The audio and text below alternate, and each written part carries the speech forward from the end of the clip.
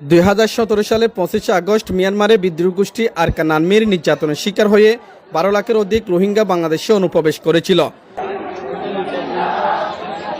বাংলাদেশ সরকার তাদেরকে মানবিক দিক বিবেচনা করে 3 মাসের জন্য ওকিয়া টেকনাফে পাহাড় বনজঙ্গল কেটে 27টি রোহিঙ্গা ক্যাম্পে তাদেরকে আশ্রয় দিয়েছিল। তবে এখনো পর্যন্ত তাদের অনুপ্রবেশ ঠেকানো যাচ্ছে না। দফায় দফায় বাংলাদেশে অনুপ্রবেশ করে যাচ্ছে রোহিঙ্গারা। রোহিঙ্গাদের কারণে ওকিয়া টেকনাফের স্থানীয় মানুষ হুমকির মুখে। আজকে রোহিঙ্গাদের 8 বছর পরিপূর্ণ হয়েছে। সরকার বারবার রোহিঙ্গাদের প্রত্যাবাসনের কথা বলে থাকলেও একজন রোহিঙ্গা পর্যন্ত প্রত্যাবাসন করতে পারে নাই। চলতি মাসের লাখো রোহিঙ্গা অনুপ্রবেশ করেছে এমন তথ্য উঠে এসেছে। রোহিঙ্গা ইস্যু নিয়ে আবারও আন্তর্জাতিক মহলে তুলে ধরতে কক্সবাজারে বড় পরিসরে 3 দিন ব্যাপী রোহিঙ্গা কনফারেন্সে আয়োজন করা হয়েছে। আজকে সেখানে উপস্থিত ছিলেন প্রধান উপদেষ্টা ডক্টর মোহাম্মদ ইউনূস।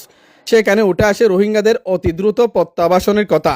রোহিঙ্গাদের দাবি, মিয়ানমারের সরকার তাদেরকে নাগরিক অধিকার ফিরে দিলে, নির্যাতন না করলে তারা তাদের ভিটা মাটিতে ফিরে যাবে।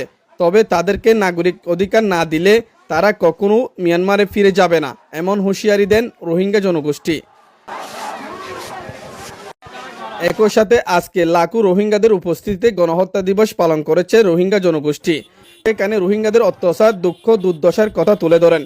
তবে ফিরে যেতে আন্তর্জাতিকভাবে সহায়তা চান রোহিঙ্গা জনগোষ্ঠী। The victim and survivors raise awareness about our Rohingya genocide ongoing, plight of the Rohingya community, and advocate for accountability and justice.